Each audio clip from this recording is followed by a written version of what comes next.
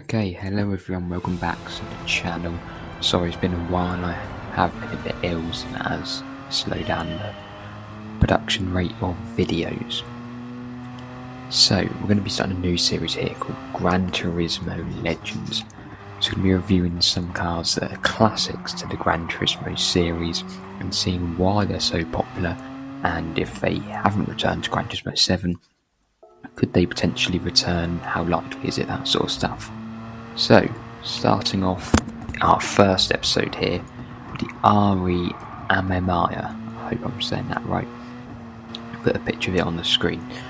So this car's only actually been in the game since Gran Turismo 5, so maybe not as long as you'd think, but to me it is a really iconic car, and it's one that I wanted to feature in this series, being the first car. So it's essentially a tuned RX-7, almost like a mini race car. So they took the RX-7, I think it was the early generation, 1993, somewhere around that time, before the facelift. Obviously it's got the 1.3 litre rotary engine. It's turbocharged, but they managed to get 366 horsepower out of this. It's about over 100 more than it came with originally. 5-speed gearbox, and obviously the front engine rear-wheel drive layout, about a tonne and a quarter, so nothing too different. So essentially what they've done is they've taken a sports RX-7 and they've turned it into almost like a mini race car, and that was why this car was so significant to me. Firstly, the colour scheme, that was quite different, and secondly, because it was almost like a budget race car. So I remember playing Gran Turismo 6 back in the day, before the likes of the Group 4 and the Group 3 cars came into it, and I believe it was the tuned car festival race that I was actually going in on Apricot Hill Raceway. So some of the cars you've got here, if I look on the wiki, Nismo Skylines, Mines, Mitsubishi Mines, Amuse, that kind of stuff, the twin turbo Audi TT, the orange one, Gran Turismo 4, remember that one, Opera Performance, all these kind of tuned cars, if you will, massive turbos, Japanese cars with like 600, 500 horsepower, and in comes me in this kind of RX-7, if you will, like 366 horsepower. Now I do remember putting the turbo on this, I think it got to around 500. You can get it to some decent power. From my experience in Gran Turismo 7, it does have good acceleration, up to about 140. As you can see in the video here, there's many supercars here, Lamborghini Huracan, Jaguar F-Type, and on the straights I am able to, keep up with them. I'm not overtaking them, but it's just, I'm not slow enough, so I'm being, getting left, essentially. But as you can see at the very end, I got a nicer line than this Mercedes here. Better acceleration, but it just tops out quite easily, I think because of the aero maybe, and it was just able to get me to the finish line despite me being ahead. So the top speed is one of the disappointing things. Apparently, according to the wiki, it'll get to 176. I'm doubtful of that one, and if it does, it'll be very, very long time to get there. But, in the corners is where this car really shines. So they've added a load of downforce on there. I think the car's been lowered, it's got some nice body work, it's got a front splitter or whatever it's called. It's also got quite a big spoiler at the back. So this car does have a load of downforce, so you can tell they're really prioritising speed around the corners. And that's what I remember about this car. You can pick it up for about £100,000 and you could go in and race against cars that were so much faster, and you could keep up purely because of the corners and the braking. I remember like I was talking about Apricot Hill, on the straights, I'd just be kind of left for dust, and then the corners came and I could outbrake these cars. I could go around the corners with so much more speed, and then I'd be neck and neck, and it was that kind of cat and mouse, except them cars were like 500,000, a million, something like that, whereas mine was only 100,000 plus a 30k turbo on it, you know what I mean? So that's really where I felt this car shined. But what's also so significant is about this blue kind of colour scheme that it's got there. It's got obviously the stickers and everything, and you can add other stuff to it, but it only comes in one colour, which is this kind of baby blue.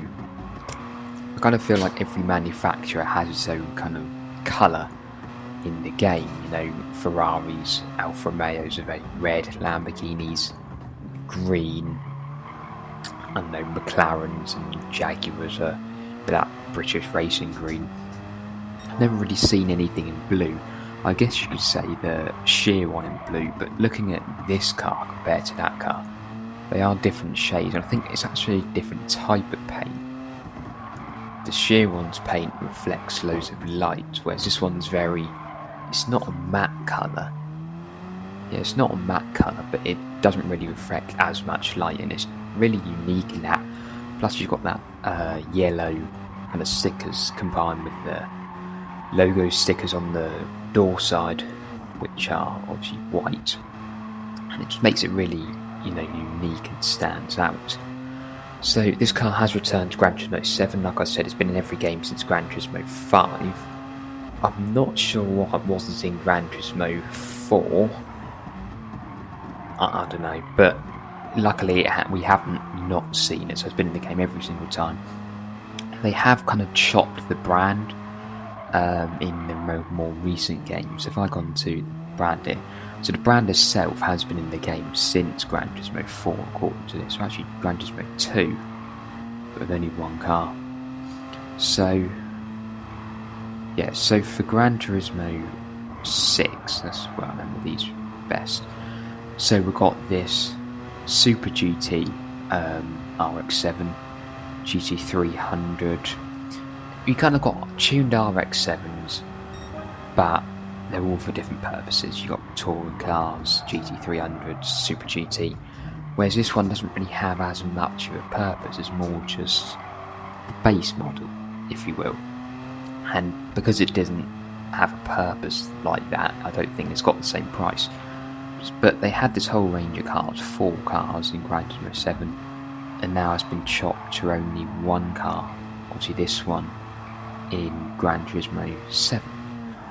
This is probably the more popular one due to the prices mentioned earlier, but it is a bit of a shame to see that there aren't as many cars, which isn't great, but at least we have got this one. So that's the reason why I picked it up in Gran Turismo 7. Well, the first year I kind of bought it without really thinking about it, but there isn't really any kind of competition for it. I mean, if I go and think, well, most tuner cars are based on the fact that they take a kind of relatively normal sports car, put massive turbos on it, achieve really high horsepower, really good acceleration, that's kind of it. But you don't really get any that prioritise being a race car that's cheap rather than a fast car that's cheap. So for that reason, there isn't really much competition in the game in Gran Turismo 7. However, there are a couple of cars. The first one is the Amemiya. There aren't really many competition in Gran Turismo 7 for this car. I mean, you've got the Amemiya Nismo 380 RS, which is very similar, both £100,000, both front engine rear wheel drive, 380 horsepower compared to 366, and the horsepowers are very similar. The RX-7 is slightly lighter, but yeah, they're both professionally tuned, they're both very similar. One thing I will say from driving them is the RX-7 does feel a lot faster through the corners. It's got more aero, so the car's a lot lower to the ground, centre of mass or whatever, centre of gravity. Another, I guess you could say the Nissan Silvia Group 4. I guess Group 4, once again, the power is very similar. Both professionally tuned. Obviously, being Group 4 is quite a bit expensive, 350,000. But I'm guessing the Silvia handles it better. But I can see them being, very similar. If you compare with the Toyota SFR Racing Concept, 200,000, a little bit lighter than the RX-7. A little bit less power though. I'd like to do a test with all these cars, see how they compare. One other car I would like to mention is actually the Castrol Supra. So yes, this car's 1.8 million. Yes, it is Group 3, but but they are both kind of very similar cars. Looking at that, I think the Supra is very much like the older brother, if you will, a lot more power, a lot more grip. But yeah, I mean, other than that, there just isn't really much in this kind of low power end of cars. Again, you know, Gran Turismo 7's got a smaller car list, but from where I'm seeing, the only thing that can match on price is the Amemiya, and it's just not as good, to be honest. So for £100,000, it's just really, really good bargain. I'd advise you all to get this. I think it's a really good car, really fun to drive actually. And yeah, let me know what cars you want me to do next.